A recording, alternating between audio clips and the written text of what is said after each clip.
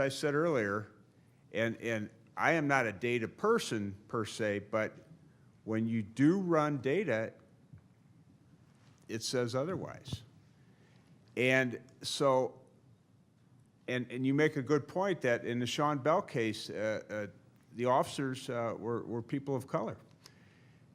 That would make you think that it would be a blue against black thing, but it is, and I go back to ignorance and just deeply rooted and invisible racism that over time, in your culture, in your subculture, you have racist and bigoted tendencies that you don't even know about, but they manifest themselves in actions and inactions. Could that racial conditioning that we blacks think affects only white police officers be impacting black police officers as well? We're buying into that? Let me tell you, yes is the answer. And I'll throw this little scenario out here, and you can, it doesn't have a moral to the story, but it's interesting. I live in the city of St. Louis. I live in a diverse neighborhood, and a neighbor of mine got arrested. He's white. He's actually from Ireland. He got arrested for, he took a little playground set off a vacant lot to use for his own children. And somebody saw him do that, wrote his license plate down. The police, 2 black policemen came to his door and arrested him. And he got put in a cell with other people, all young African-American males. And my neighbor told me afterwards that he said that the young black males in the cell were mimicking and joking about the 2 black officers. And in a condescending way, and they were, you know, kind of in a caricature type voiceover of them, and it was an illustration of a subplot within blacks that these young black males, urban black males, were making fun and ridiculing black police officers. I would ask the question to everyone: what does that mean? What's going on there? And I think the answer, it goes to your question as well, and I don't necessarily have the answer. It's complex, but how the black police officers became white. right. Yes. Reverend Tyler, you have the penultimate word, and then Secretary Cohen will close the session. I do want to let folks know that after Secretary Cohen's comments, Nature also gets a chance to speak, and we will have, Nature is calling. And so we will have a 15-minute break, and we will start again at 11:45. So Reverend Tyler. Good morning, and thank God for being here today. Thank you, Janet. Thank you, Bill. Thank you, Doug. As I look over this august body, I can certainly assume that all of us could lend our voices to this whole issue of race and other kinds of negative issues that permeate our America, our world, if you will. I'm seizing this opportunity just for a moment because I, along with about 3 others of my ministerial peers, we expect, if God doesn't call our numbers overnight, we expect to be here tomorrow morning to kick off the session on religion and spirituality. And so having said that, Janet, there is an answer. There is an answer. I want to just pique your curiosity just a little bit, give you something to think about, maybe pray about and sleep on tonight. And as they would say in the media, do a little tease about tomorrow morning's session. I'm going to give you the answer. If Dr. J. Vernon McGee was here now, the late Dr. J. Vernon McGee, he would probably say, here's where the rubber meets the road. If Tom Cruise was sitting at this, not Tom Cruise, but Jack Nicholson was sitting at this mic, he might look at you, all of us as America, and say, you can't handle the truth.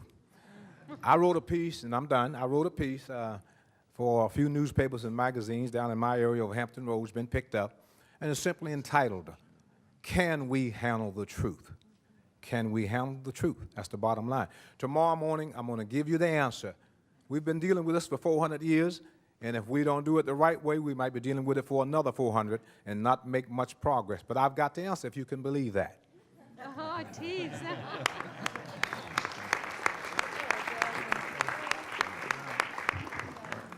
I am not going to delay too long the forces of nature, but just a couple of comments. I think, James Allen, you raised the issue of how much money is being made in terms of the prison system. I don't know how much money is being made. There are estimates on how much money is being lost or spent. And the estimates that I've seen, it's roughly $55 billion that is expended every year to keep that 2.3 million people in prison, both at the federal and state levels. So not to mention the wasted lives that we see of all that energy and all of that potential talent that is simply locked up behind bars. Secondly, I wanted to comment on Enola Erd's observations.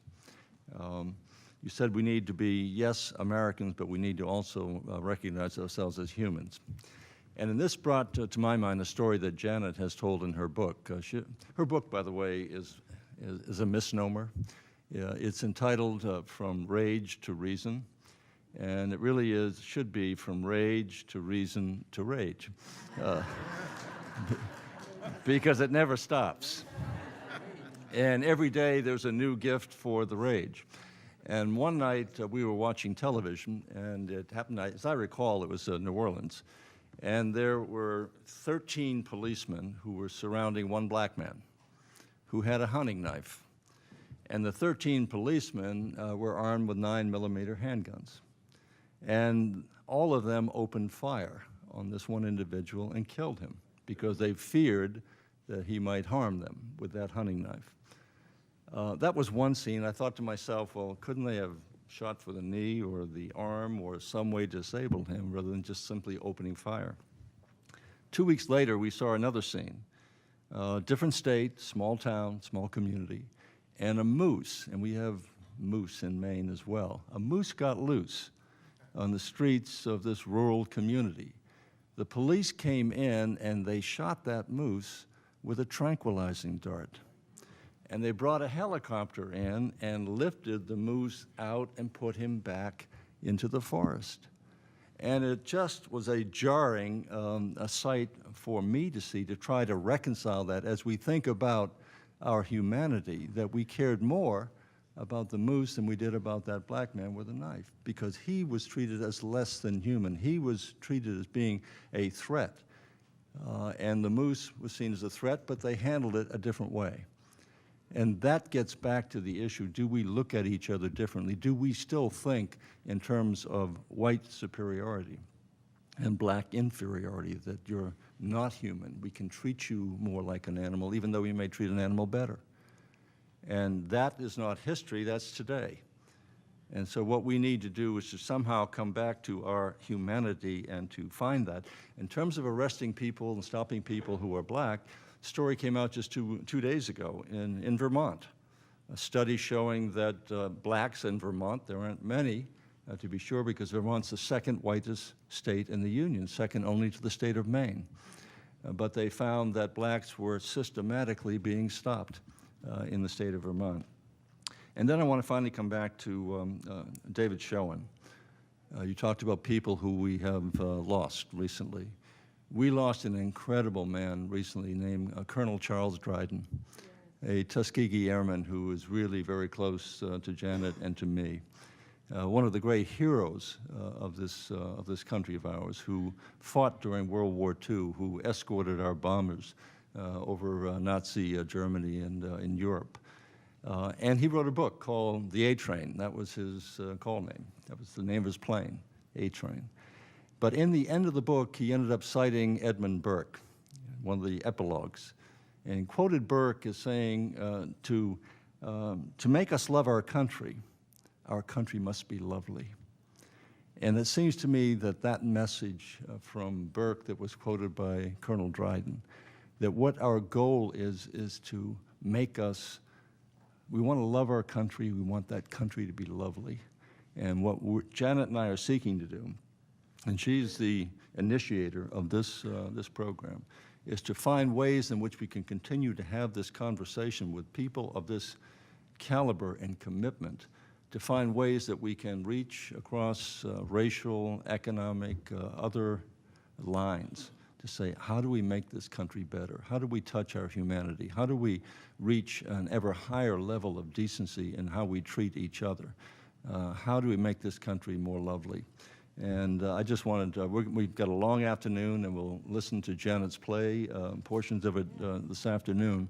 But I just wanted to say, to thank her for the rage that she continues to feel and express day after day after day.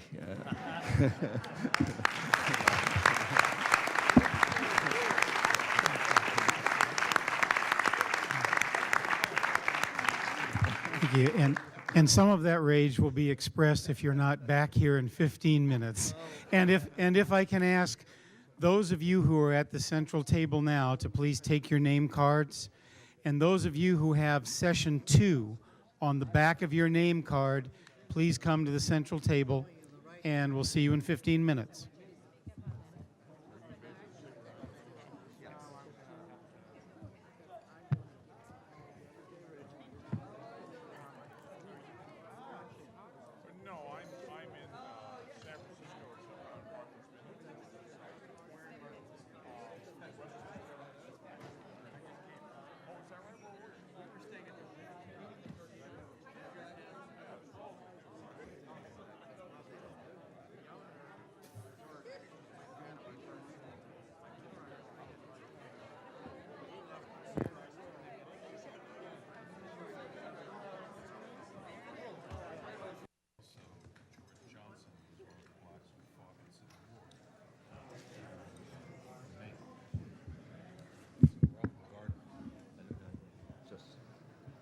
Away from us. By the way, that's very good. I'm going to refer to this because it's so helpful. I want to announce to people that unless you understand their assumptions, we're not going to do that. It's going to be, Buddy, you, and Marlon, and then the commentators. Yes. Oh, really? Ladies and gentlemen, let me make just one or two housekeeping announcements, and then we will begin our second session on education. I'm aware that we are slightly over, but we will go the full hour for the session on education. Following this session, we will invite our participants here on the floor to go and get lunch, which will be right next door. It's a buffet lunch, and we ask you to get your lunch and come on back to the tables. We will be serving lunch upstairs for the wonderful observers and guests of the conference who are here. So those who are upstairs, lunch will be brought upstairs to you so that we can go immediately into our third session on economics. Final note, if you have session 3 on the back of your name tag, that is the session on economics, and we will ask you to come to the central table for lunch. If you have session 4 on the back of your name cards, that is the session on media and film, and even though the program itself says session 3, session 4 is media and film. And with that, I think we are ready to begin our second session on education. What are we teaching? What are we learning? And are we failing? Our 3 presenters are 3, I think, of the most distinguished individuals at the conference from young to younger, I would say. And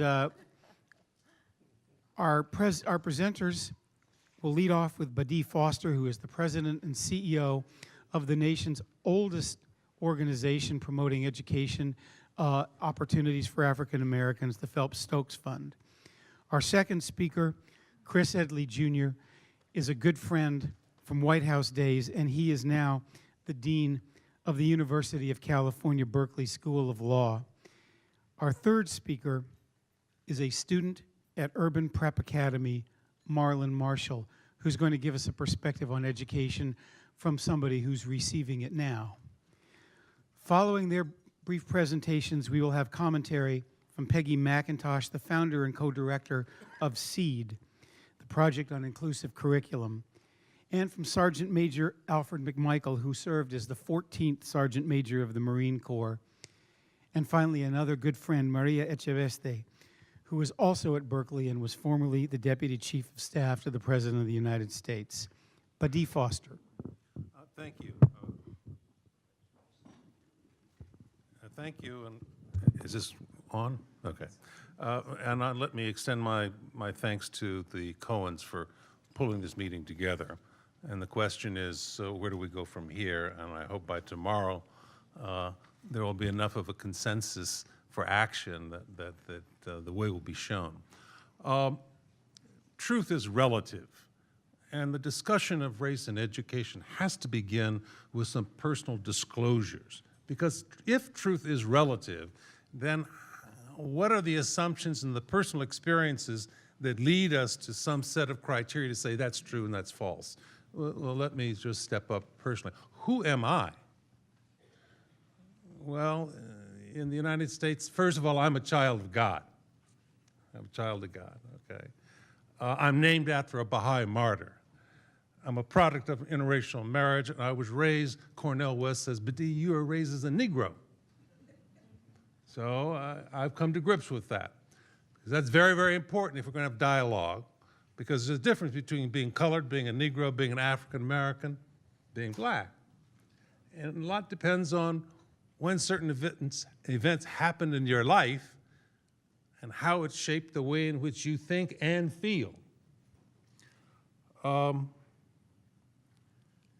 I lived in Chicago and then moved to Africa for 9 years.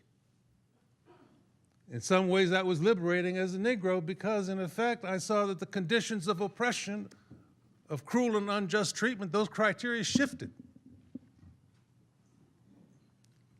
And then ultimately, as a Baha'i, I tried to figure out what was my purpose in life and how do I say hello to the stranger with warmth and say goodbye to the friend with grace.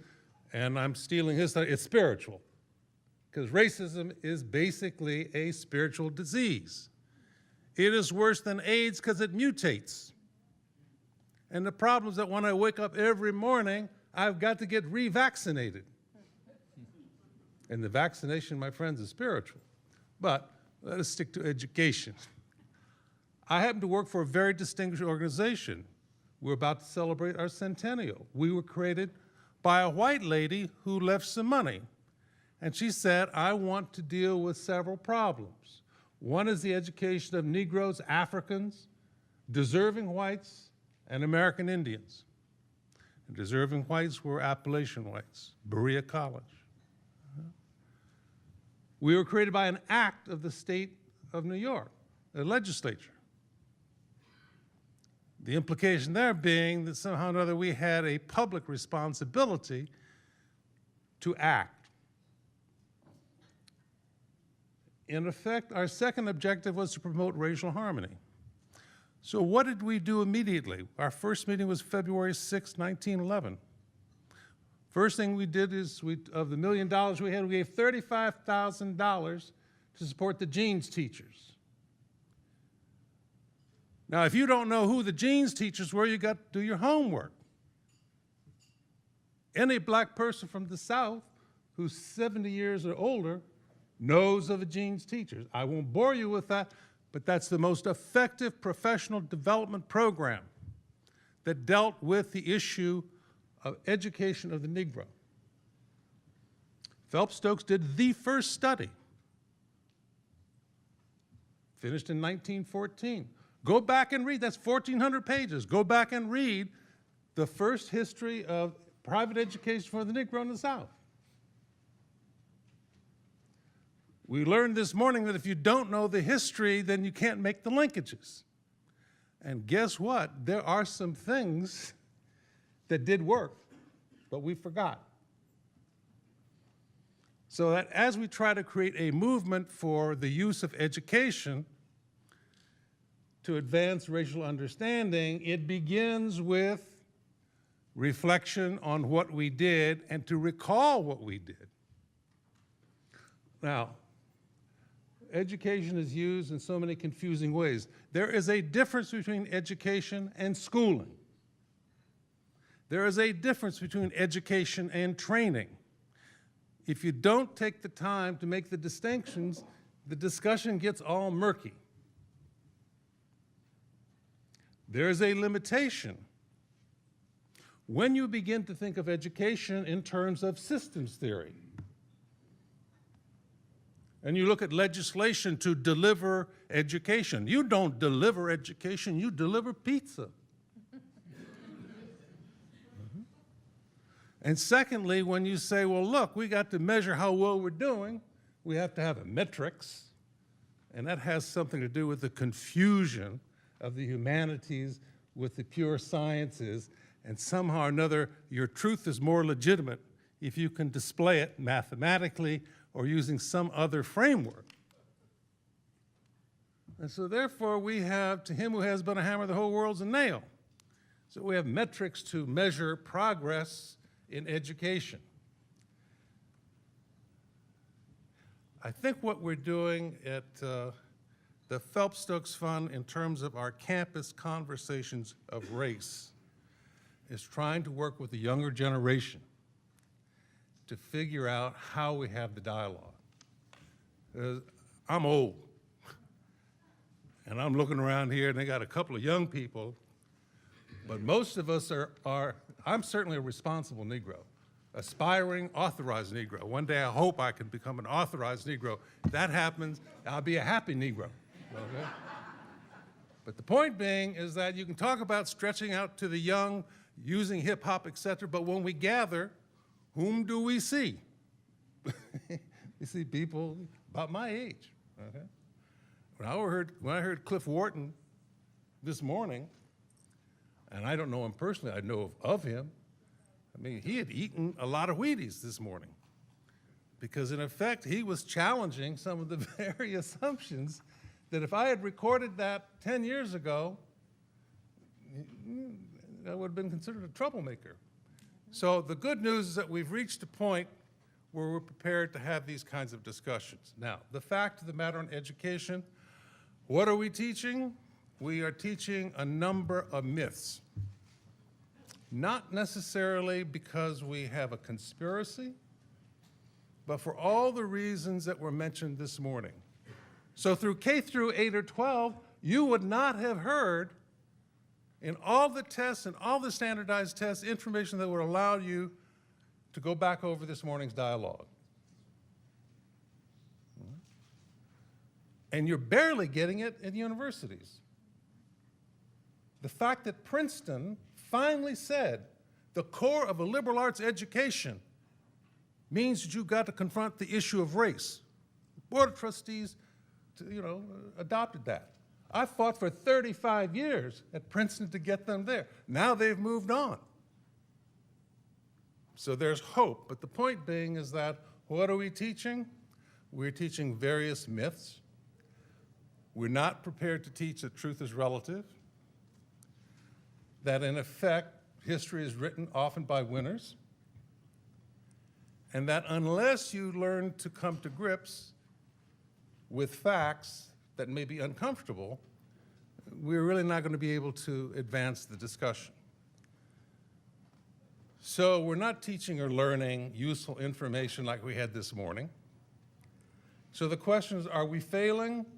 Well, yes in some ways, no in other ways.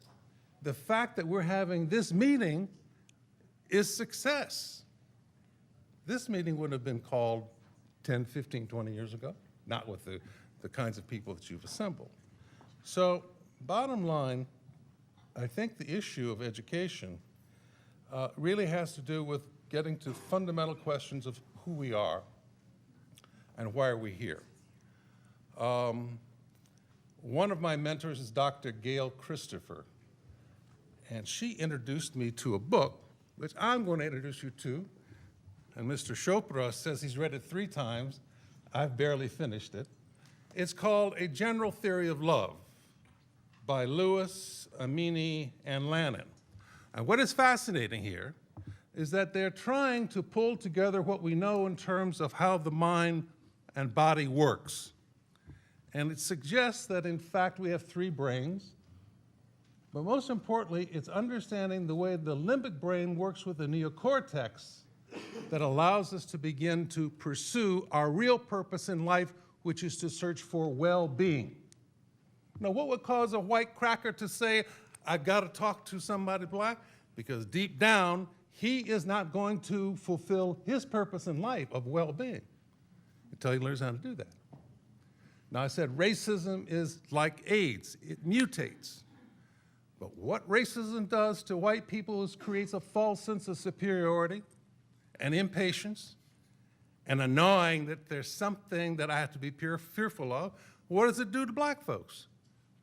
Racism creates enormous paranoia and suspicion, which begins with being suspicious of any white person, but then that eats at the most intimate relationships, which is why in the black community, we're suffering at times in terms of suspicion, not only of each other, suspicious of ourselves. And when you're suspicious of yourself, I'm not a psychiatrist, but that calls for some professional help.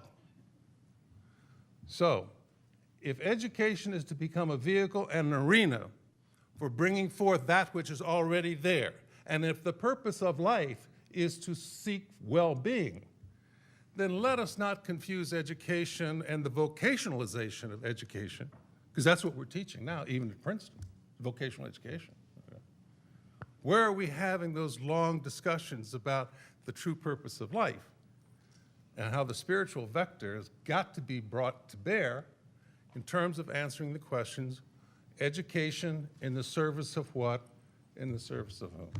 I'll stop.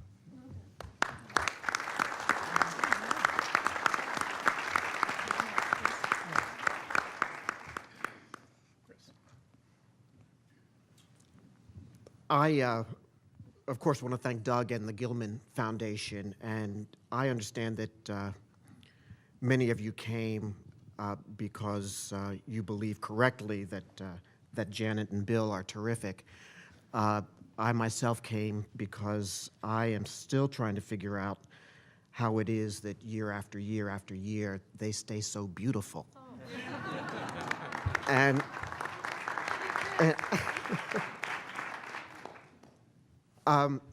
John Lewis, a national hero and a personal hero, reminded me this morning of a very difficult morning I had about 10 years ago, 9 or 10 years ago. I'd been called the previous afternoon by a booker for the Today Show and asked if I would be willing to come on the show the next morning and be interviewed by Katie Couric on the question of whether President Clinton should apologize for slavery. And we did the interview, and I was sort of explaining why I did not think that he should apologize for slavery. And I had kind of a law professor's twisted explanation for that. And the booker said, oh, great, great. Okay, tomorrow, 7:05 a.m., we'll bring you in by remote. So I get in the studio, and it's 7 a.m., and the producer comes on and says, we have another guest. You're going to be on opposite John Lewis. And so Katie Couric starts, and John goes first, and he's unbelievably eloquent, and explains why the president should apologize for slavery. And then she tosses it to me, and she says, well, Professor Edley, what do you think, you ignorant twerp? Well, no, she didn't say that, but it was implicit. It was implicit. So I explained that the discussion reminded me of an altercation that I had a few years earlier with my then wife, and not Maria, and we were in the kitchen, and I was washing dishes, and we were arguing about something. I can't even remember what it was. We were arguing about something, and I did not want to have a fight.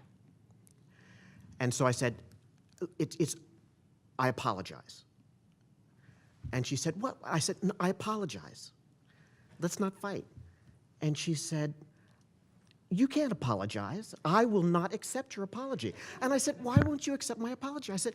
She said, because you don't even know what you did wrong or why it was so bad. So your apology wouldn't mean anything. So my take about the idea of just having the president apologize for slavery was that You know, the issue is not, was slavery bad? That's easy, right? The real question was, what is the here and now consequence of slavery that we're still living through? And to me, the question was whether or not America fully appreciates that inherited legacy. Because with that goes the moral energy, I think, if not obligation, to do something about it. And in a sense, the apology without really the learning, the teaching, is just a way to change the subject and avoid an argument. So I think I escaped with my skin from the interview, but it was traumatic. It is about education. It is about teaching. So let me say just a couple of quick things about that, and I'm going to watch for the flashing red light. You know about the disastrous racial and ethnic disparities in achievement and attainment. So I'm not going to belabor the data. The disparities are shocking and they are persistent. They are crippling and they are dangerous. They are, as Janet suggested, a national security issue, but they're also a damning descriptor of our democracy and of our moral standing as a community. But let's not dwell on what is self-evident, at least to everybody in this room. I think the more important question is why we have these disparities and why we have permitted them to persist.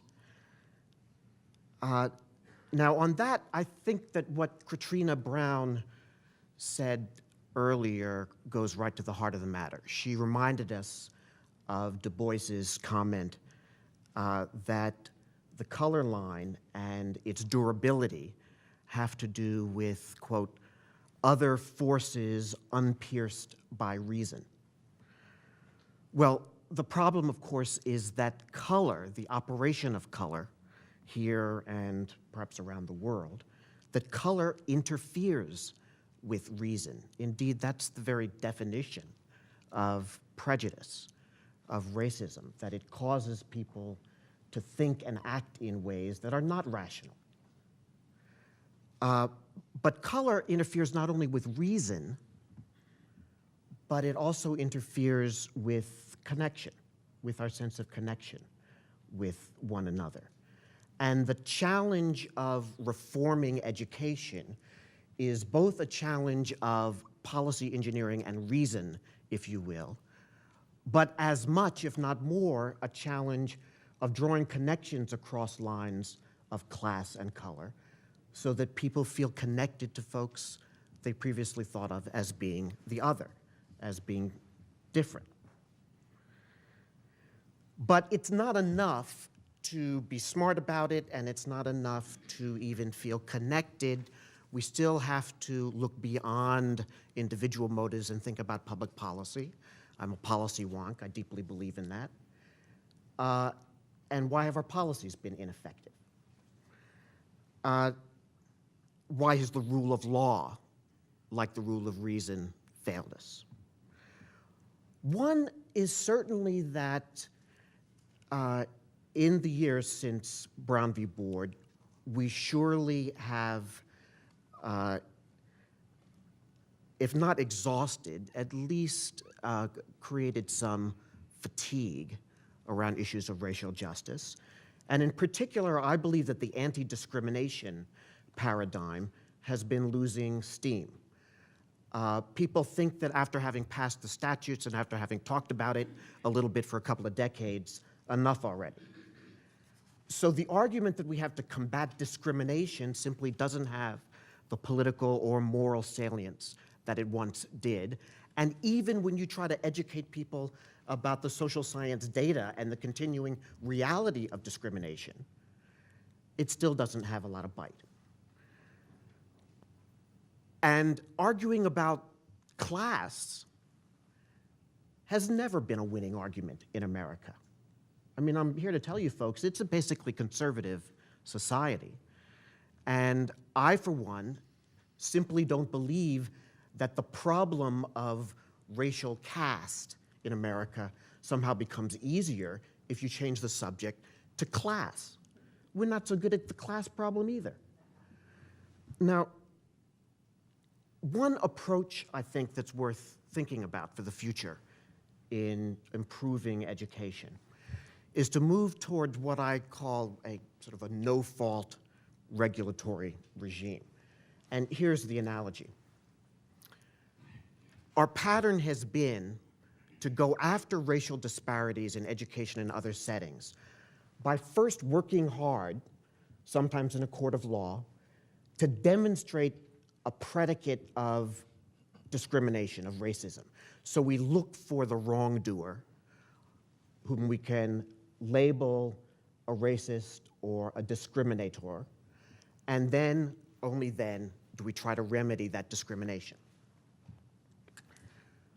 When you drive down the street and you see a smokestack belching pollutants into the air, we don't, as a legal matter, go in search of some company executive who had evil in his or her heart and wanted to inflict damage on the public's health.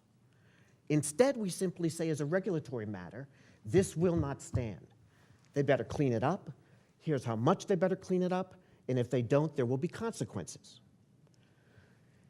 If you look at the issue of disparities in education achievement or attainment, you look at the huge disparities in dropout rates, for example, and instead of saying, well, gee, there must be some racist here somewhere who's responsible for that, can we find them?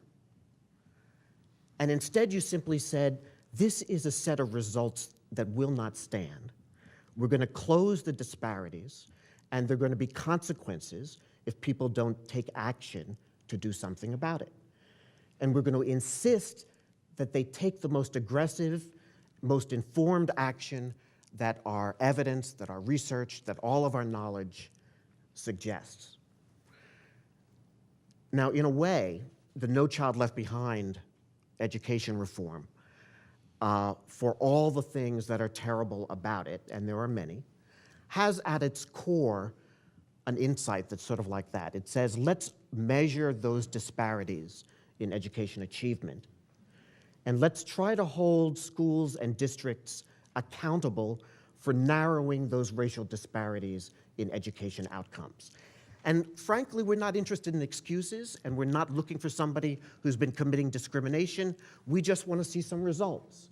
The same message we give to the air polluter or the water polluter. We want to see some results. It's not about searching for fault. It's about searching for solutions and trying to leverage resources to make the needed investments.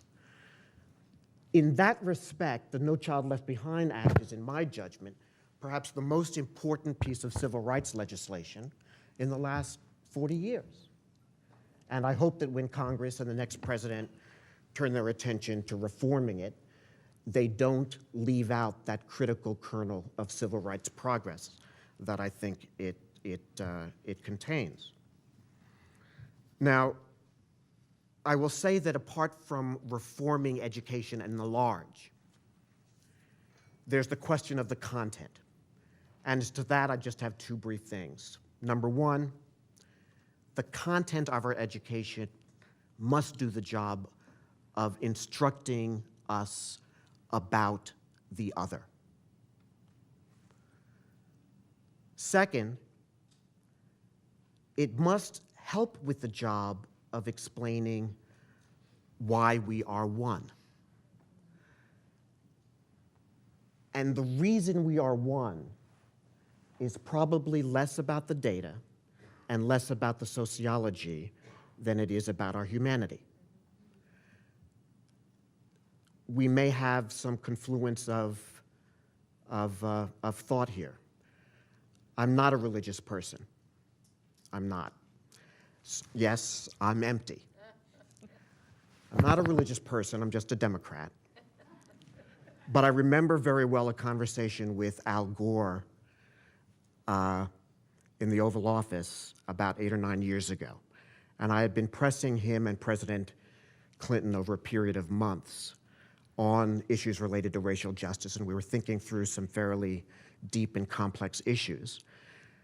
And I finally got him, I said, why do you think, why is this issue of race so important? And he said, well, in my faith, we're taught about original sin, and we're taught that you're not just redeemed and saved, but that you have to struggle against the propensity to sin every day. So the fact that there's sin and that it's innate doesn't mean you give up. It means you commit yourself to struggle. And he said, I think that race and our problems with difference are like that. I think that the human propensity to distrust, to even hate based upon difference is global and throughout history. And that race is one of those things that triggers this propensity to hate. It's coiled within our breasts like a snake, ready to be triggered and to lash out. But that doesn't mean you give up on it. It certainly means that you're not enlightened, you learn the lesson, and the next day it's not an issue anymore, forever. What it does mean that you have to be prepared, you have to be committed to struggle against it every day. This is really hard work. It's the work not just of generations, but of centuries and indeed of societies.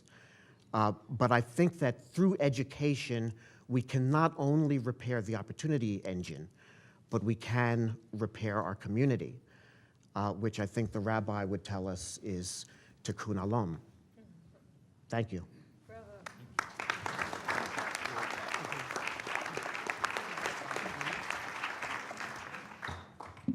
We have in our group today and at the table both students and teachers from primary and middle schools.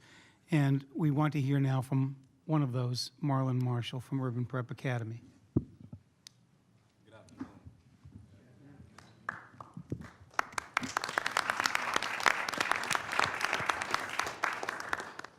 First, I want to start off by saying how grateful and honored I am to be here today to share this experience with you guys.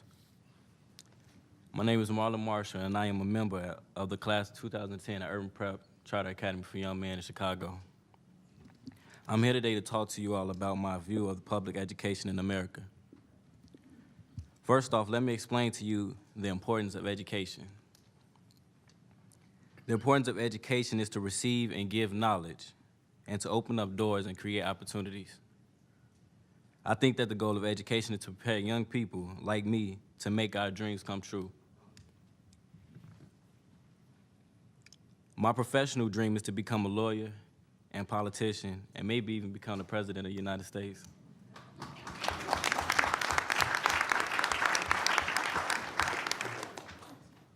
Urban Prep is preparing me to make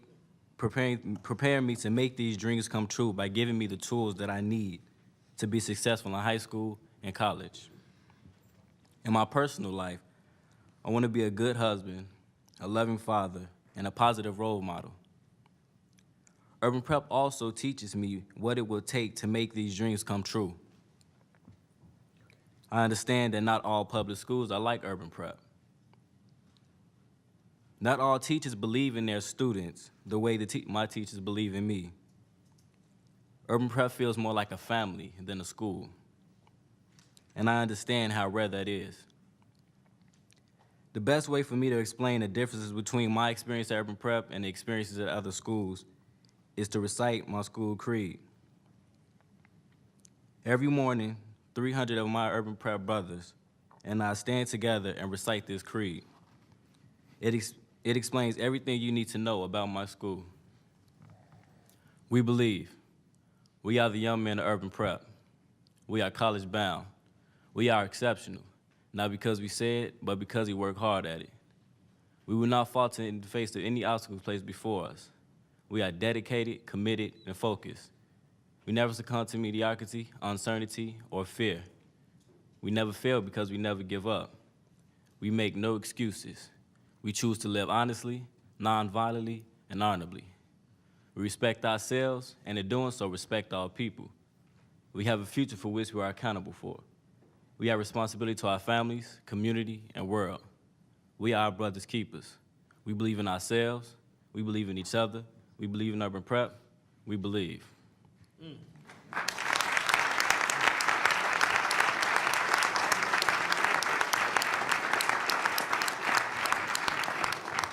Thank you. Now I'm going to break down certain parts in this creed, and it will go into depth to explaining how I feel about the educational system and how urban prep has catered to my needs.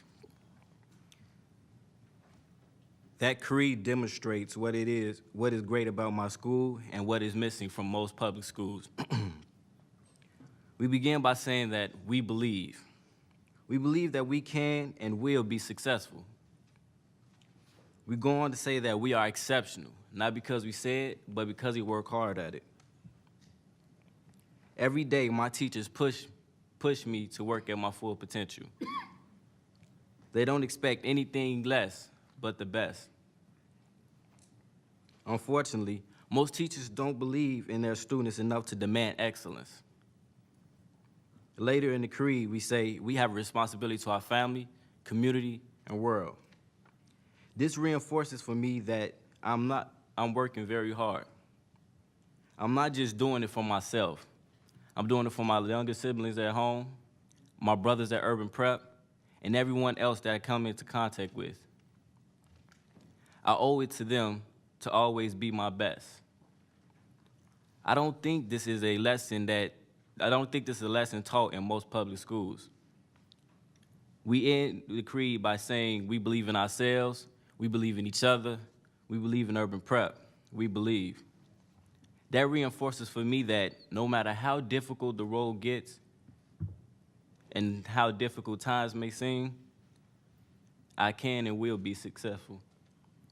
I think that what I have at Urban Prep that is missing from most public schools are teachers, staff, and administrators that really love me and care about my future. They believe that I can achieve greatness, and they never let me forget that. Thank you.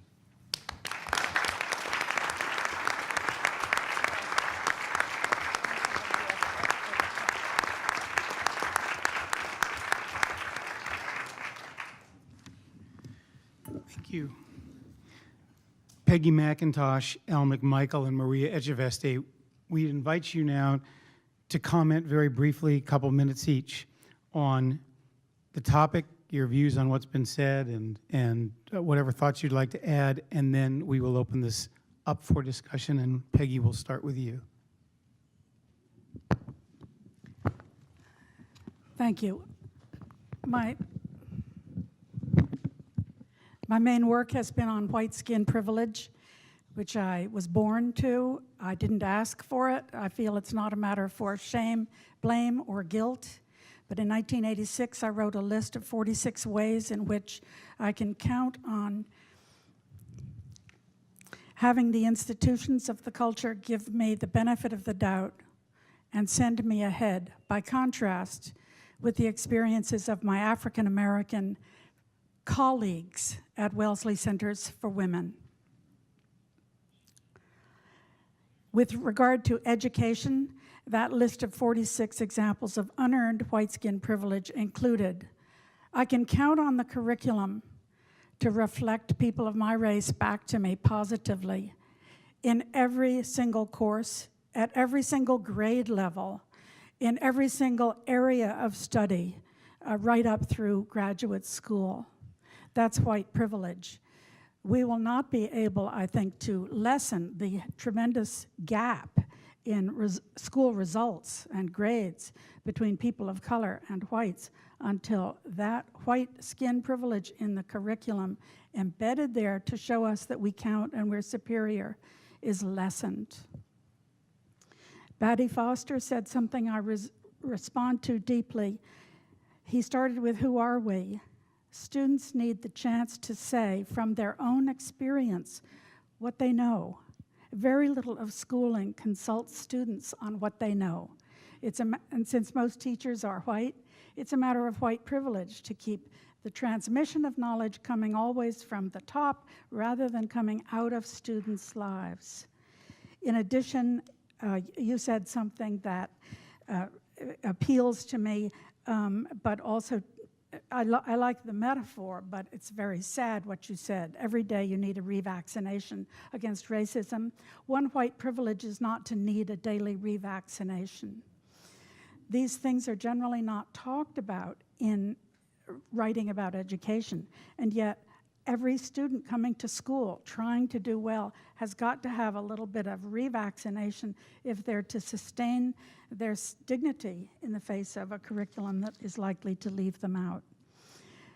Christopher's mention of the disparities also comes down to, as you know, I feel, white privilege. The fact that I could, in school, count on having teachers who would assume people of my racial group can do the work. In school, I could know that if I did badly, I wouldn't be considered a representative of white flaws, white deficits. I was just an individual flubbing up. And I could always find people of my race featured positively in school programs and in, of course, school curricula. And in the teaching staff, there was a predominance of white people. I agree we need to look at policy. The way the SEED project proceeds, that's my main work with teachers, K through 12 teachers, is by doing teacher redevelopment to widen the sense in the teacher of who counts and who is worthy and who is sacred. And the teachers in the SEED project, SEED stands for Seeking Educational Equity and Diversity, have the convictions about the worth of every student that the teachers at Urban Prep have. What I hear, Marlon, in your comments are embracing you, a group of policymakers, administrators, teachers, and peers who know that each and every one of you are sacred, are individual, are deep, and are leaders. And I mean that not in a superficial sense, but setting an example of being a good human being, using mind and heart and soul. I'm so glad you've had that kind of teaching. The general feeling I have about school reform is teachers need retraining in knowing where they came from. That's Batty Foster's exhortation and practice, and responding in a way we were not taught to respond to all of the students in the class, making fewer ladders, less competition. And it plants, you know, if you want a plant to thrive with what it has in it to give, you weed around it to the point where it can flourish. You do not make it compete with lots of other plants. Students are like plants. They need space. They need to be seen for the innate wonder that is in them.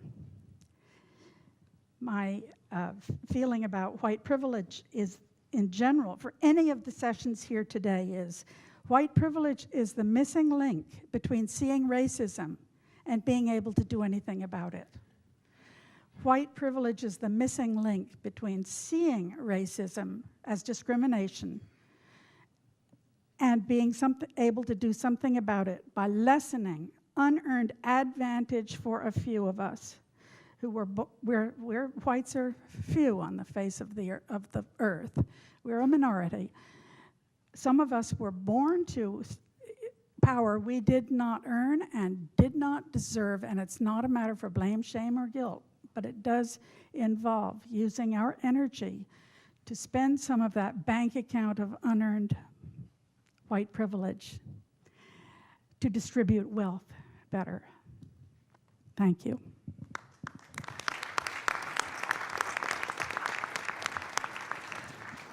Sergeant Major McMichael.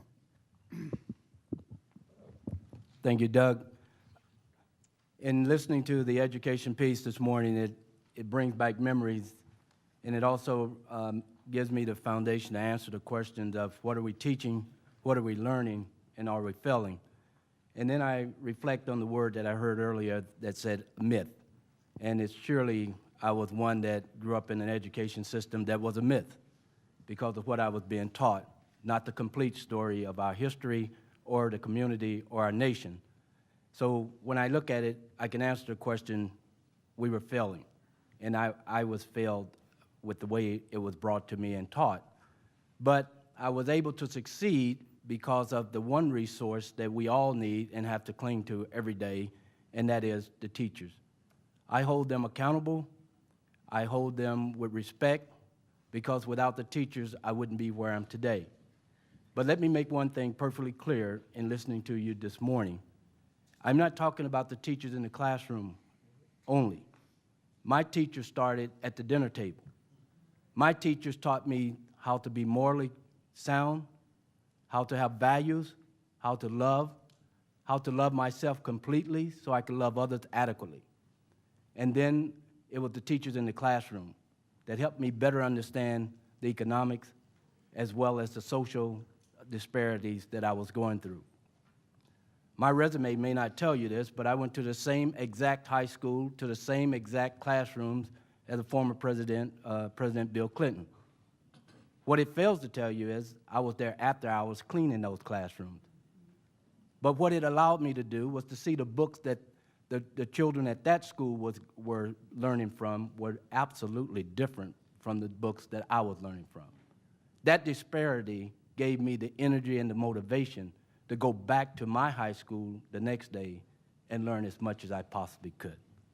So that the teaching was the foundation. So as I listen to people talk about No Child Left Behind, I am concerned, as it may be revamped or may not. But I'm more concerned about the children that don't have the right to get in line because we don't vaccinate, we don't have the immunization policies to make sure that all children go to school with the proper vaccinations and shots that they need. So they don't even get to be left behind because they're not even in line yet. So as I was brought up to realize that the one resource, as we talk now, and I work with young men in Harlem and in the Bronx of New York with a mentoring program, and to hear them say to me that even though they go to a great school that is predominantly a basketball powerhouse, and they say, I don't want to be LeBron James. I don't want to be Kobe Bryant. I want to be the guy that writes their check.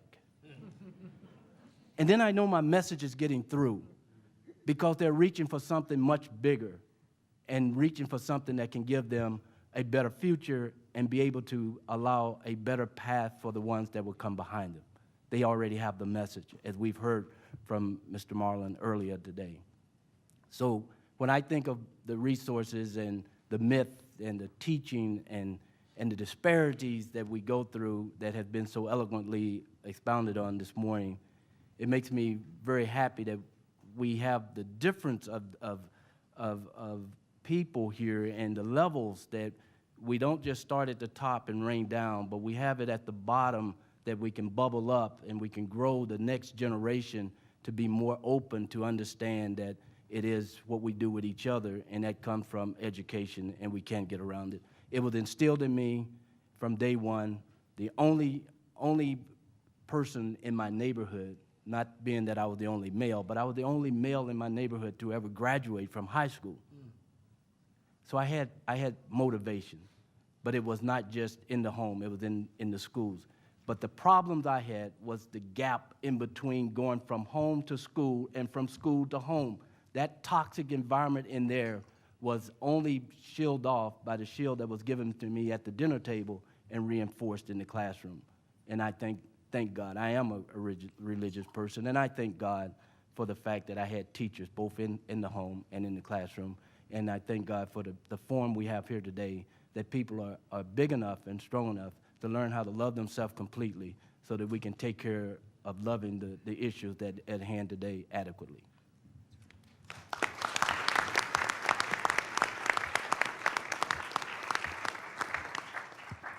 Maria. Thank you, and thank you very much for hosting this conversation. A couple of thoughts. To Marlon's point, what you described in terms of the belief your teachers and the environment really it struck a chord, because one of the things that I've been struggling with is the fact that as our country becomes more diverse, as we have more students of color, it seems that our system of education just is falling further behind. And what bothers me so much about that is that I went through public schools in California, and from a poor farm worker family, and yet that public school system prepared me to be able to have a chance to go to university, to go to law school, to have the success that I've had. And yet when I've come back to California after having been gone for a while, to come back to a state that now spends in the bottom 5 or 6 in per student expenditure, down there with Mississippi, when 40 years ago it was in the top 5 of the country, at a time when the student population is predominantly minority, really makes me ask, if it's not racism, something has to explain why the same level of commitment and investment is just not kept up. And the state of California, as many of you well know, in those decades has increased its expenditures in prisons and the judicial system, not in education. And so what we're seeing is that one of the results of No Child Left Behind, and I agree with Christopher, that it is a hugely important, though flawed law, is that in poor districts, what you find is this focus on metrics, on teaching to the test, on just really trying to up those scores. And so everybody hates No Child Left Behind. And yet when you look at what is happening in the higher income neighborhoods in the Bay Area where I live, Piedmont or the suburban areas, they're taking the same tests, but they're not teaching to the test. They're just, what is it? In some ways, I think what we're teaching in the schools is we're telling young children of color that we don't actually think you can learn. So we're going to feed you what you need for the test because we don't actually think you can learn. And so we've got to, as Peggy says, retrain our teachers and our system, but it starts with that core belief. Either we believe all children can learn, or we don't. And I think most of us, through our own experiences, either personally or watching, understand, and if you're a parent, you certainly, definitely have that experience, is that every child is born with a potential and gets shaped through nature and nurture. And it's my belief that this society that we have here, we cannot call ourselves civilized if we are prepared to have the accident of birth, race, geography, class, color, be determinative of whether that child achieves that potential. The second point, to go to Beatty's of sort of knowing who we are and so we can look forward, is we're also at a place in which we have the largest immigration wave that this country's experienced, and real changing. And as a Latina, I think it presents us some unique challenges, because a lot of people are coming into our society who are coming from countries where they describe their inequities as a question of class, not color. Even though when you look at each country, surprisingly, there seems to be a lot of color mixed in with that class, right?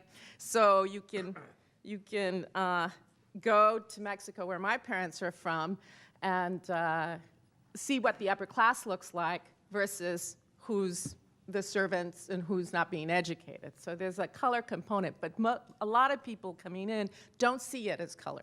I've actually heard someone from Cuba who had come in the late 50s, say, well, I'm not racist. We're Cubans, we were not racist. We learned racism when we came to the United States. But of course, if you know Cuban history, it would be completely opposite. But what my point here is that somehow we've got new generations who really don't know American history and don't understand what this legacy of slavery, of discrimination, what it's done. And so somehow we've got to connect and establish and deepen those relationships and knowledge of each other. Because one of the things that's challenging is how are we going to integrate?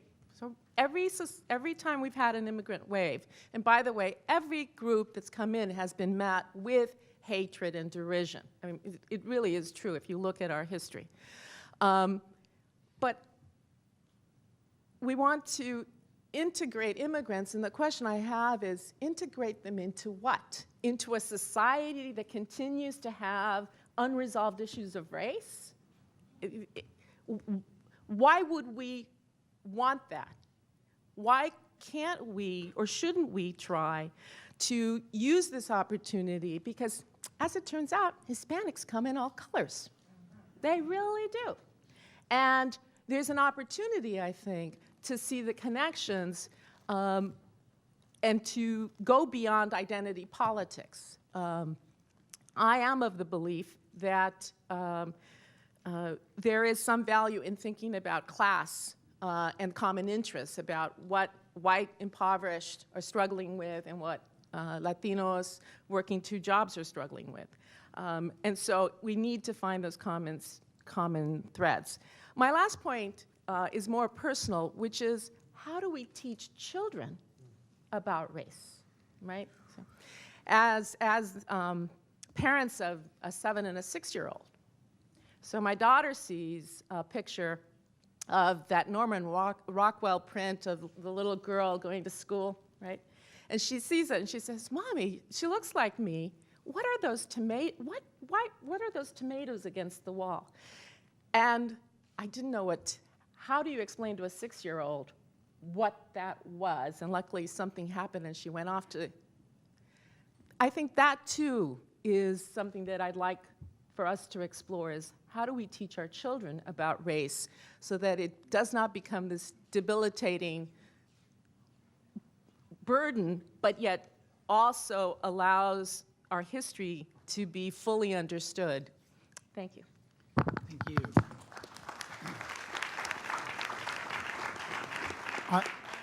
I am going to recognize folks from around the table who have put them.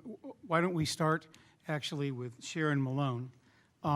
We would then go to William Smith, June Tatelman, Tom Wharton, Enola Aird, Josh Packwood, and Mr. Gossett, you will get the last word. Oh, boy. Sharon.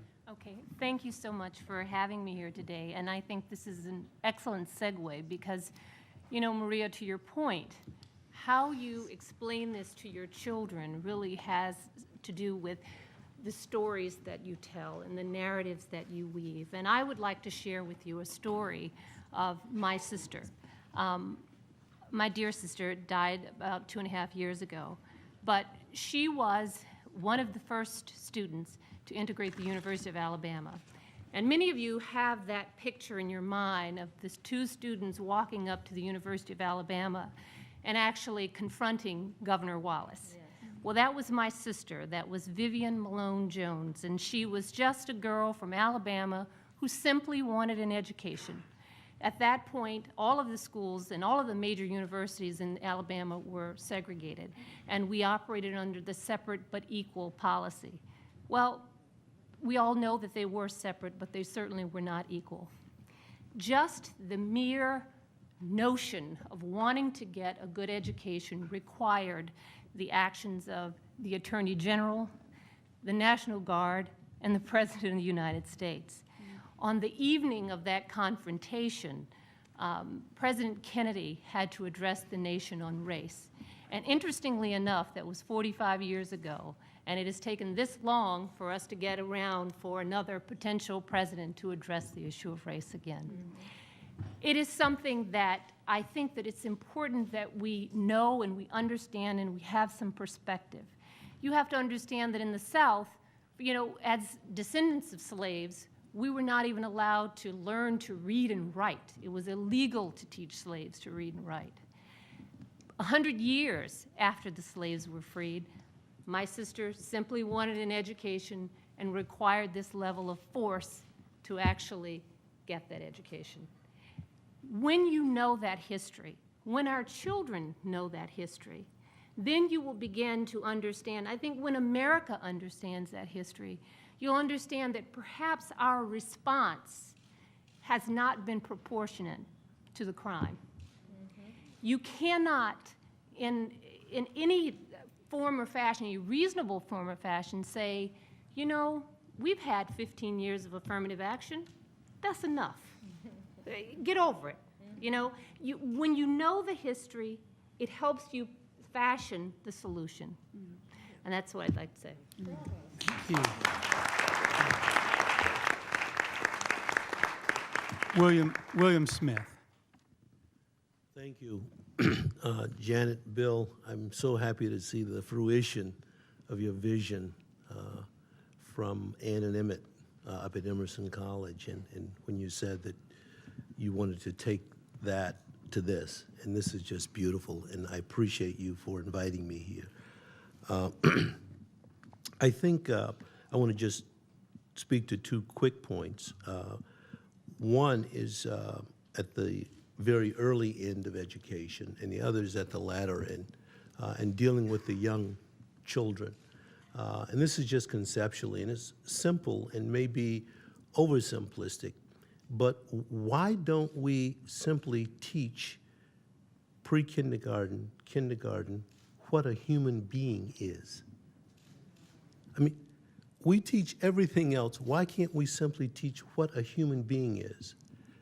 And it would, in that moment or in those months that we reorient our children in terms of conceptually what people are, that we would really create a self-inoculation. By example, my children, I've always tried to tell them that this is one human family, that the earth is one country, and that all men are your brothers, that mankind is one. But where I grew up in Greenville, South Carolina, we have a saying and an affinity for other black men that we always call them brothers. We don't say that about white men as much. And I would be with my son, Lewis, riding along in the car, and I'd say, oh, some brothers over there. And he'd say, well, Dad, why you always say that? You tell us that all men are brothers. Why do you say that when you talk about just black men? Now, here's a young boy who at that time was about 5 years old, giving me a comeuppance on a concept that I had given to him. And so we sit here in this room, and even all of us who our heart's in the right place, and we still carry these myths about I'm 1/4 this or I'm part that, and there are 4 blood types that all of humanity shares. And if we taught that concept about our commonality and the human experience at the very front end, it would make the slaying a lot easier, in my opinion. So that's just conceptually one little thing we should look at. The second thing is that I subscribe not to the sinner syndrome, as some of you have expressed. On the other end, I subscribe to the thought that noble have I created thee, rise therefore to that for which thou was created, which means that I'm aspiring to do the right thing. I don't have any baggage. I'm looking forward, trying to get there, what I know is nobility within me. And I think that if we can look at whether or not it's religiously based or just philosophically, that I do believe in the innate goodness of human beings. And that's not original, of course. And you'll hear more about it this afternoon. But that's something that I think we need to project more in this work that we're doing. Because as we know, the battle is ongoing, and it may be seemingly at this point unending. But there's a power that we really don't understand that engages in human affairs. You can call it what you want to call it, but it's the kind of power that can transform John Newton. It's the kind of power that can transform Malcolm X. That's a power we don't have to delve into where it's coming from or what it's about, but what it can say is that there is optimism for humanity. And it's that note of optimism as we go about this work. Not, we know all the dreadful things that have happened. We know we've experienced them.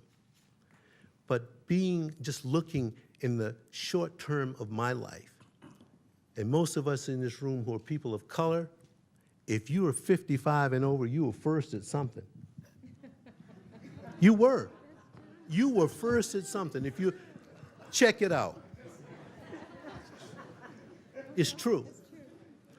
And if I can see from 1964, when me and two other brothers went to Wake Forest College to be the first blacks to play Division I in the Old South, and then burning the cross there, and then I look at Maya Angelou's there holding court, I'm saying, well, something's changing. And I'm not painting a rosy, false picture, but I'm saying that we have to look toward the goodness in all of us. And we have to ally with those who share our values.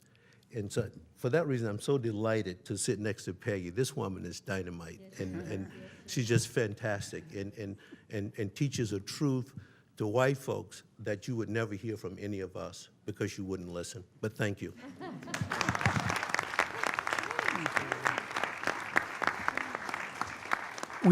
June, and those who are remaining speakers, we have about 10 to 12 minutes. We'll have June Tatelman, Tom Wharton, Enola Aird, Josh, and Lou Gossett. And yes, okay, that's fine. Harriet, you'll excuse me. We'll get you. I just saw your name tag up, so we'll come in. Okay.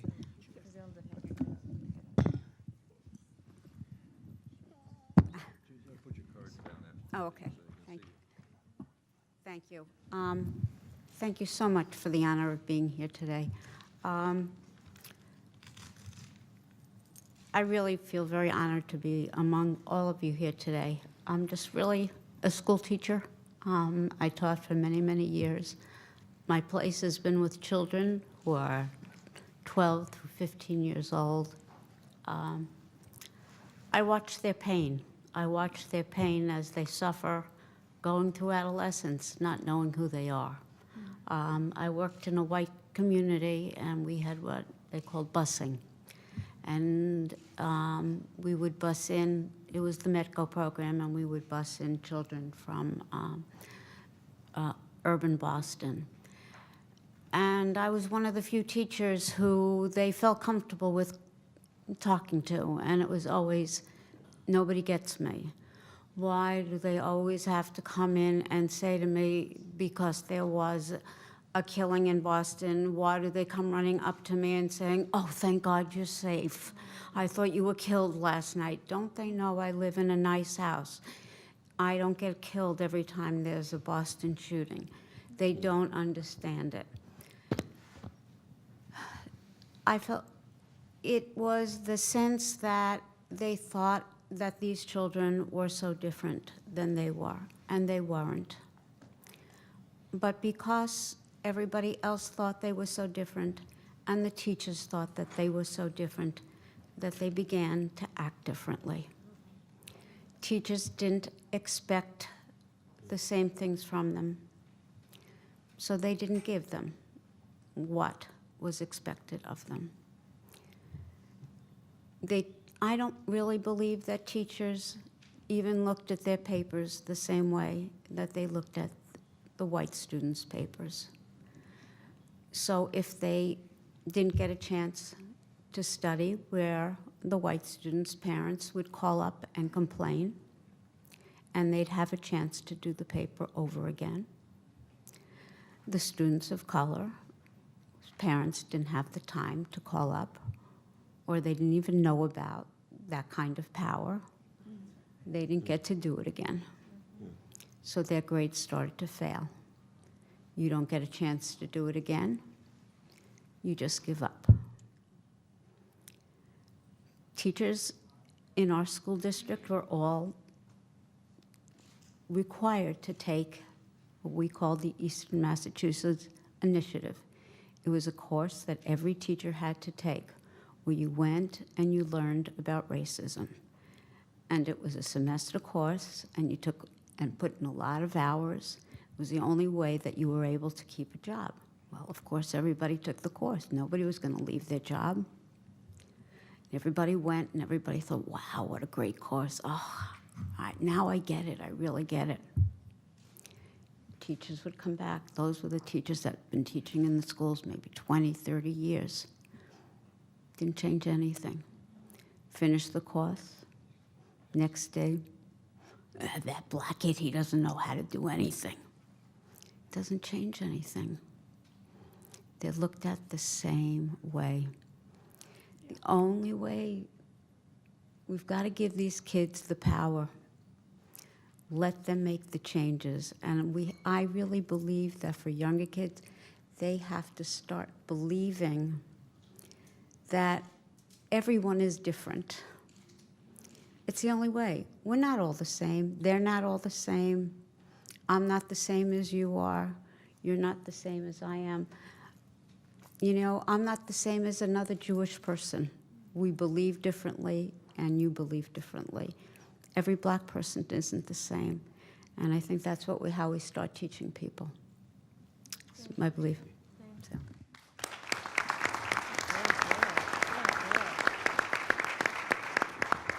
Tom Morton. Thank you very much for being here. It is an honor indeed.